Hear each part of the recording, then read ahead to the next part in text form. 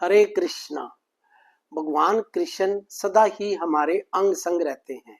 कमी है तो हमारे विश्वास की ही है। एक बार की बात है कि एक बच्चा अपनी माँ के साथ हर गर्मी की छुट्टियों में नानी के घर जाया करता था।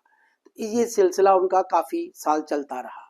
जब बच्चा 10 साल का हो गया तो उसकी माँ ने उसको बोला, बेटा इस बार हम गर्मी की छुट्टियों में नानी के घर नहीं जा पाएंगे।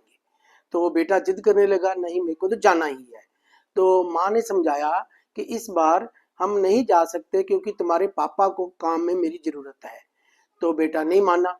तो उन्होंने जबरदस्ती कहा बच्चे ने कि मैं अकेला ही चला जाऊंगा।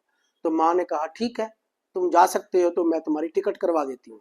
उन्होंने उसकी टिकट स्टेशन में जाके करवा दी और उसको ट्रेन में चढ़ा दिया। और उसको जो जरूरी इंस्ट्रक्शन देनी थी, जैसे किसी का लेके नहीं खाना है, किसी से बात नहीं करनी है, भूख लगे तो अपना ही टिफिन खोलना है, तो इस प्रकार आदि आदि सब समझा दिया। और जाते वक्त उसको एक लिफाफा दिया जिसमें एक लेटर लिखी हुई थी और उसको बोल दिया कि जब बहुत मुसीबत का समय लगे तब ये लेटर खोलना, नहीं तो जरूरत नहीं। तो इस प्रकार चढ़ा के तो माँ वापिस आ गई। तो थोड़ी दूर ही भी ट्रेन गई थी, थोड़ी ही दूर भी ट्रेन गई थी। तो बच्चे को लगा इधर उधर देख के ये मैं कहाँ आ गया, और अजनबियों को देख के उसको बहुत अजीब लगना लगा और उसका मन किसी चीज में लगे नहीं। और उसको लगे कि अभी मेरे को मम्मी के पास ही जाना है, जैसे भी मर्जी मेरे को पापा को बुलाओ। और वो रोने जैसा हो गया।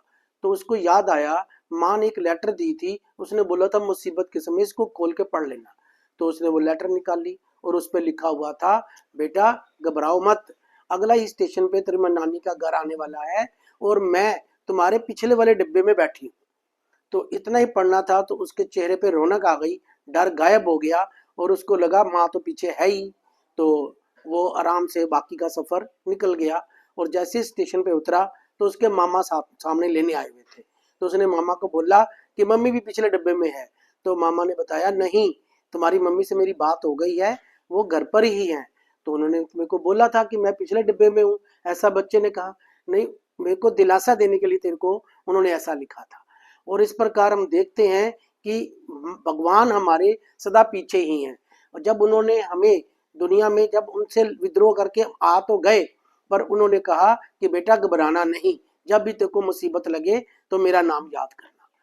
और इस प्रकार भगवान श्री कृष्ण ने 15वें अध्याय के 15वें श्लोक में हमें बताया भी है कि मैं प्रत्येक जी के हृदय में आसीन हूँ और मुझ में से ही स्मृति, ज्ञान तथा विस्मृति होती है।